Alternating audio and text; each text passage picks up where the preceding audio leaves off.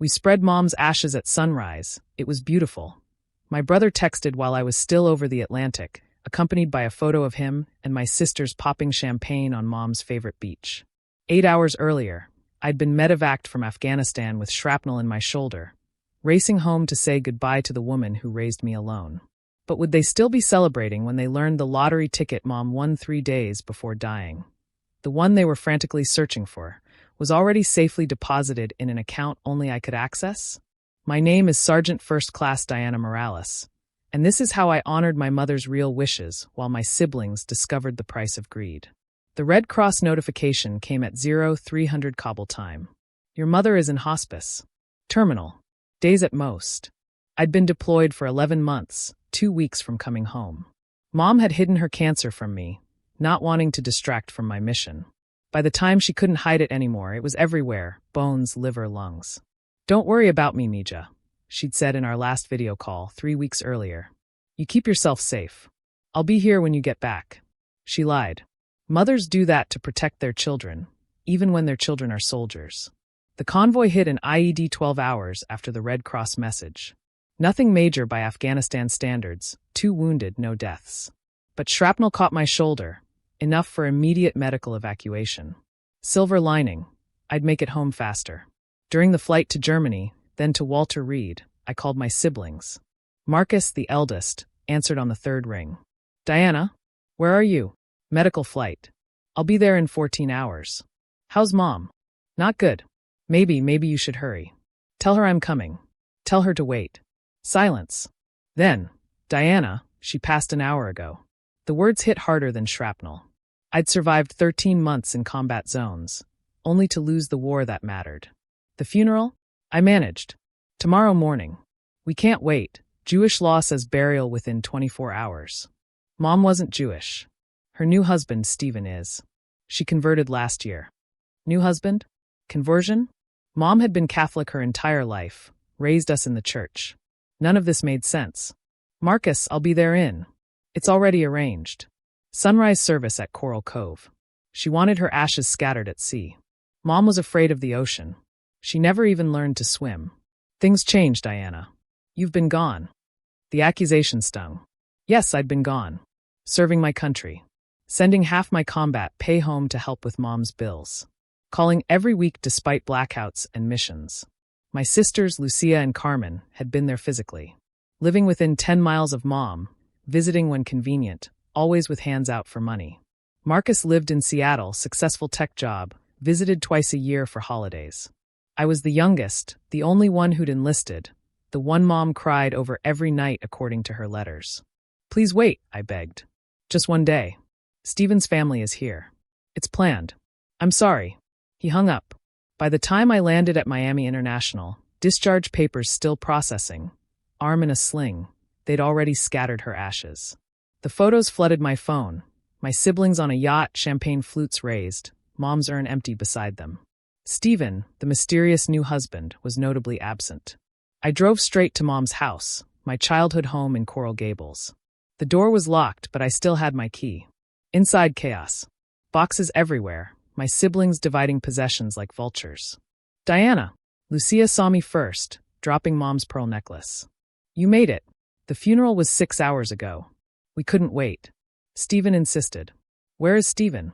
They exchanged glances. He left after the service, Carmen said. Had business in New York. I walked through the house, seeing gaps where furniture had been, empty walls where photos had hung. Mom's jewelry box sat open on the kitchen table, contents sorted into 3 piles. No 4th pile for me. We saved you some things, Marcus offered, pointing to a small box.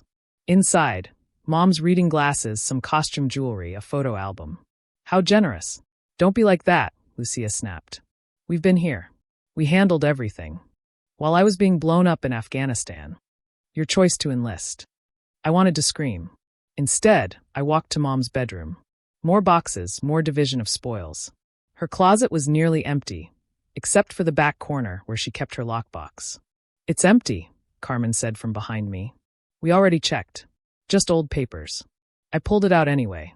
The lock was broken, contents rifled through. Insurance policies, birth certificates, the divorce decree from our father.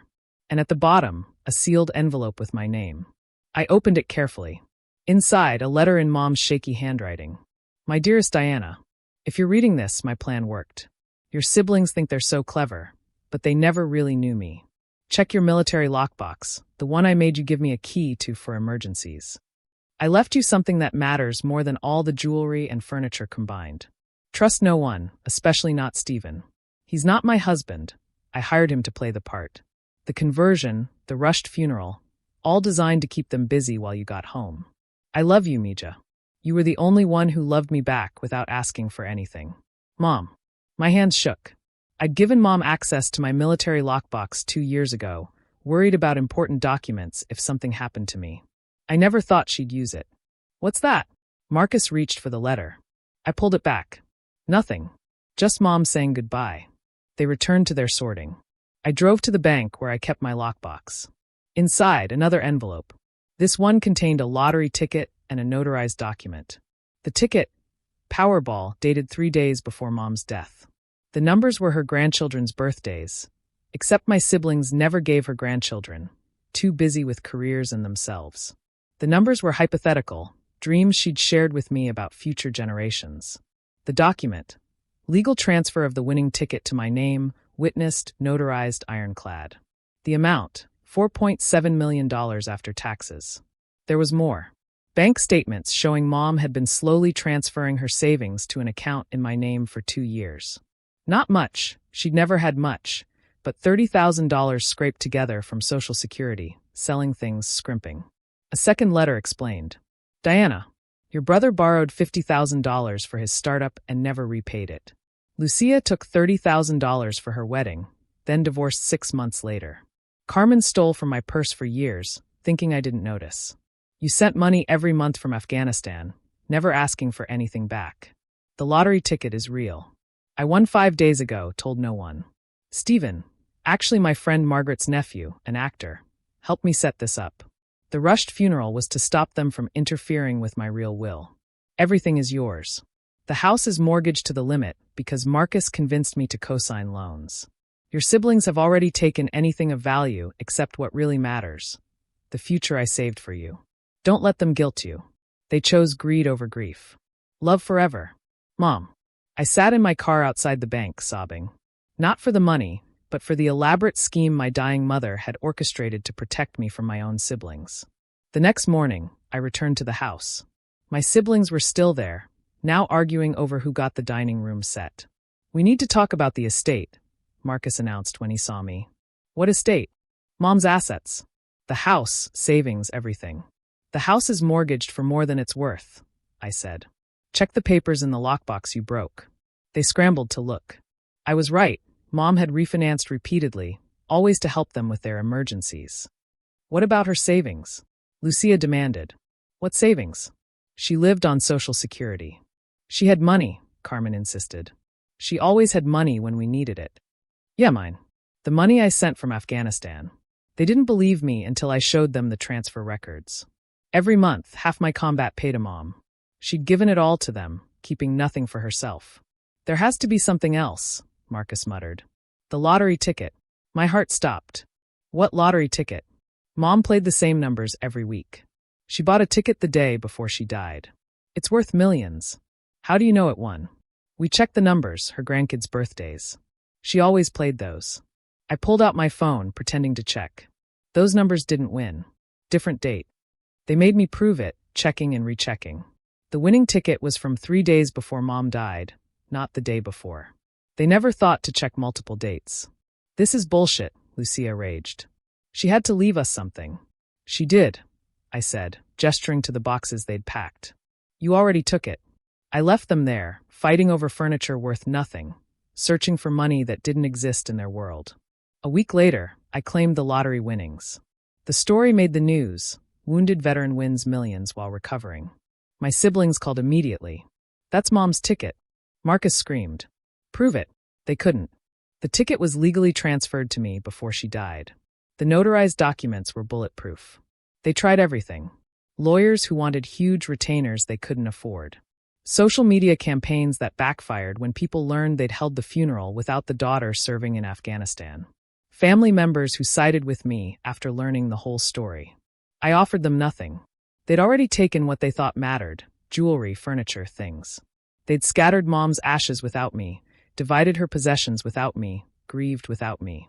But Mom had the last laugh. With the money, I did what she would have wanted. Set up scholarships for military families.